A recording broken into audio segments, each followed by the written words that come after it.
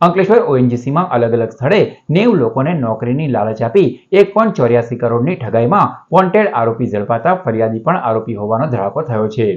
ONGC કંપનીમાં સિક્યુરિટીમાં રાજ્યમાં અલગ અલગ સ્થળે નોકરીની લાલચે 90થી વધુ લોકો સાથે આચરાયેલા ₹1.84 કરોડના કૌભાંડમાં ફરિયાદી પણ આરોપી નીકળ્યો છે.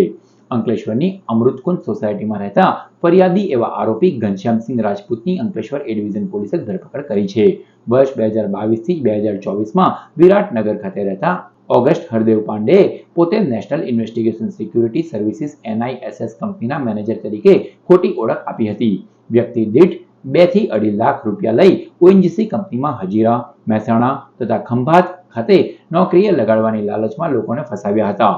NISS કંપનીના બોગસ જોઈનિંગ લેટર અને આઈ કાર્ડ બનાવી તેનો સાચા તરીકે ઉપયોગ કરી વિશ્વાસમાં લઈ હાલના આરોપી એવા ફરિયાદીના પરિવારના 10 લોકો સહિત કુલ 50 જેટલા લોકો પાસેથી ₹1.4 કરોડ પડાવ્યા હતા.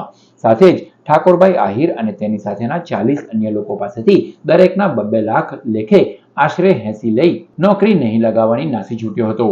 જે આરોપી અગસ્ત પાંડે પકડાતા તેને પોલીસ સમક્ષ આ કૌભાંડમાં ફરિયાદી એવો ઘનશ્યામસિંહ પણ સામેલ હોવાનો ઘટસ્ફોટ કર્યો હતો. એ ડિવિઝન પોલીસે ફરિયાદીની આરોપી તરીકે ધરપકડ કરી વધુ તપાસ હાથ ધરી છે.